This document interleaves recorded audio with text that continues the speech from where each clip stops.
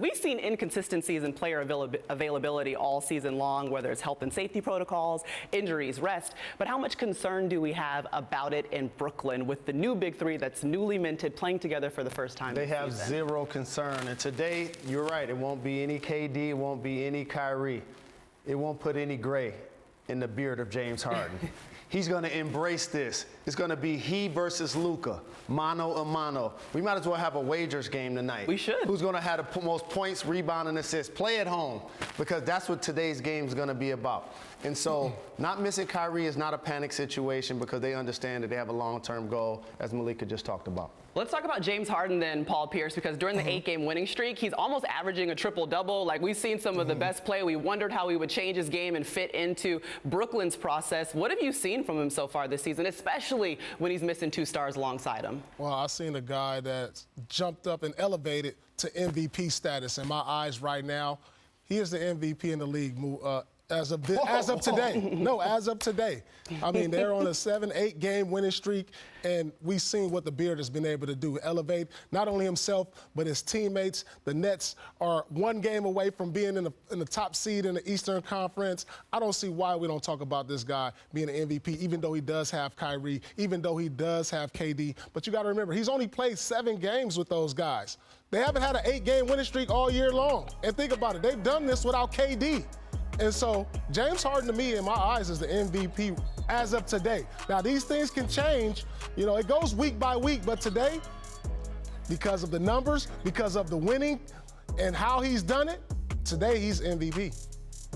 Listen, I think Paul there's a real case to be had for that. When Brooklyn traded for James Harden, I think there were a lot of people who thought he would be a luxury with Kevin Durant and Kyrie Irving. He has turned out to be a necessity, and here's especially why. The role he has taken over as playmaker, and he has done something that Kyrie Irving did not do in that role as point guard, and that's elevate his teammates. Joe Harris, Landry Shamet, Bruce Brown, those guys are playing at a much higher level, and I know this, in that locker room, they absolutely love playing with James Harden, and having Kyrie Irving off the ball has really benefited the broader group in Brooklyn. Terrific point, Woj. It wasn't that Kyrie did not do, it's he doesn't have the ability to do. That's where James comes in. That's a terrific point. I've said this a couple of years ago.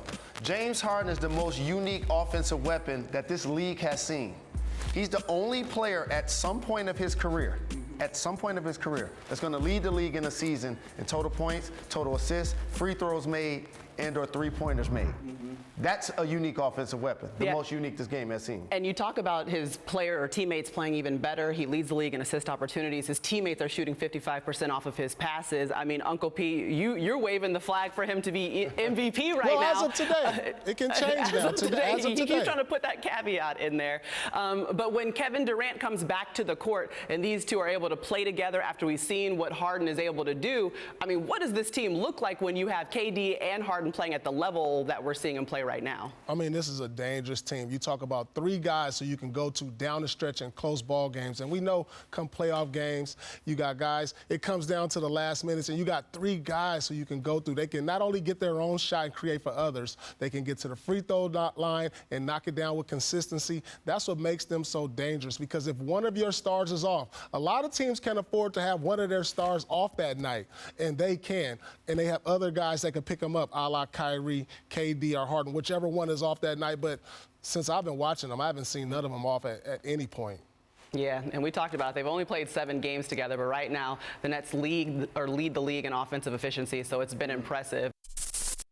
Thank you for watching ESPN on YouTube. For live streaming sports and premium content, subscribe to ESPN+.